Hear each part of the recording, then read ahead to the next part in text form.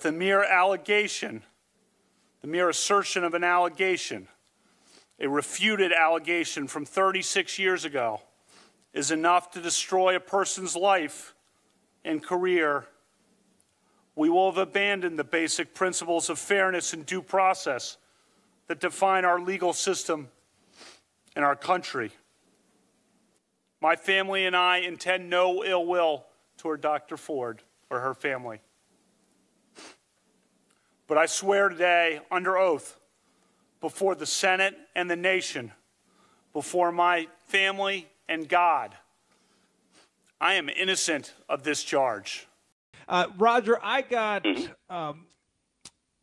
some correspondence from a listener in Texas earlier this week that actually prompted my call to you to invite you onto the program again this week. Of course, it's always good to have you on, but it was, in fact, this listener in Texas who wrote this that brought you back to us this particular evening.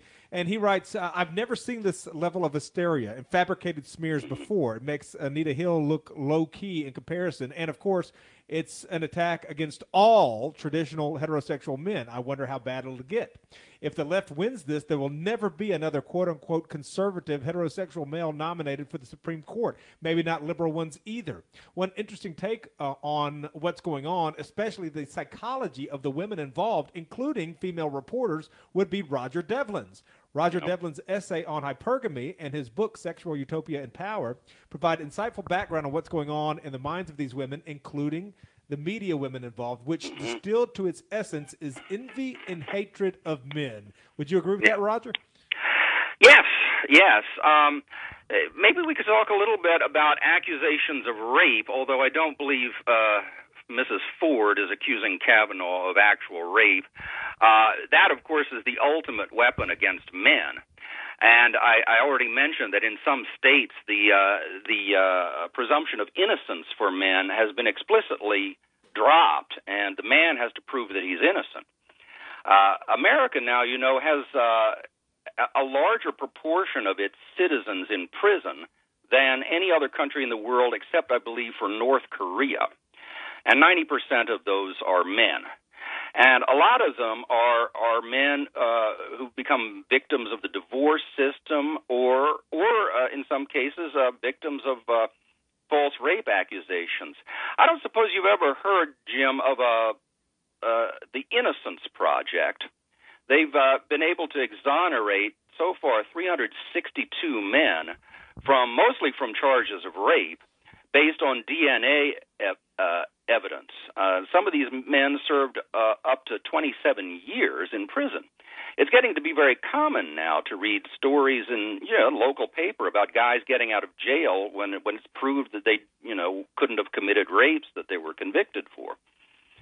And also, it's hard not to notice all the weird accusations against prominent men, such as the French politician Dominique Strauss-Kahn, Julian Assange of WikiLeaks, Kobe Bryant, the basketball player, the Duke lacrosse people, all of these cases, very, very dubious rape charges where, if in the case of the Duke rape case, they were even exonerated by the DNA evidence, and the prosecutor still kept on trying to prosecute them.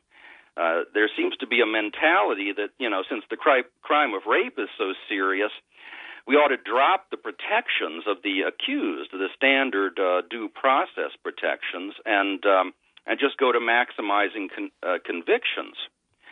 On campuses, now we got private tribunals trying guys for date rape on campuses, and they have no due process protections. You don't have a right to a lawyer. There's no presumption of innocence. Hearsay evidence is admitted, and guys can be expelled for this. And obviously, on nothing more than an accusation. Even a date request can form the basis for an accusation of sexual harassment. Even a first date, some people think it's, repeated date requests. No, even a first date request can support a charge of harassment now. There's no definition.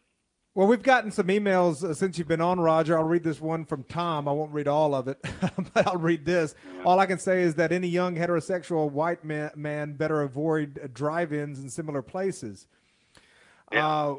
Am I liable for prosecution for indiscretions I had 50 years ago in Maryland? Where's Joe Bob Briggs on this issue? And what he says is true. And that's the point. That's the point for the last 2 weeks, is that it's not about Kavanaugh. I don't care about Kavanaugh. Kavanaugh's not our guy. But if they can hang Kavanaugh, they can hang anybody. And this isn't shilling for Trump. This isn't anything like that. If they can get a guy as squeaky clean apparently as Kavanaugh is, they can get any guy who had any indiscretion, even going back to high school. Yeah, the Pope is vulnerable. The Pope will be the next victim. I wish they'd get him. But anyway, go, Roger. I personally have been waiting for the first charge of sexual harassment on the job from a porn actress. I don't know when that's going to come. But, yeah. And you know, Avianati will bring it up for us. These guys, they say that we should believe women, but you know, there's an enormous amount of evidence that false charges against men are extremely common. There are some experts, you know, like policemen, people in the legal system who deal with rape accusations all the time. And they'll often estimate on the basis of their own experience that between a third and a half of rape accusations are false. Women make false charges for all kinds of reasons. They to seek revenge, to try to get an alibi for themselves, to get sympathy, attention. Marital rape can be used to gain custody of children. There didn't used to be such a thing. That's a new feminist innovation. Can now rape his wife. So and in the armed services where they got women serving now, they even use rape accusations to avoid deployment to combat zones. So. And you know, these the lower standards of proof and the shifting of the burden of proof in rape cases, it can't possibly be aimed at punishing more real rapists. The only possible function is to get more men, guilty verdicts on more men.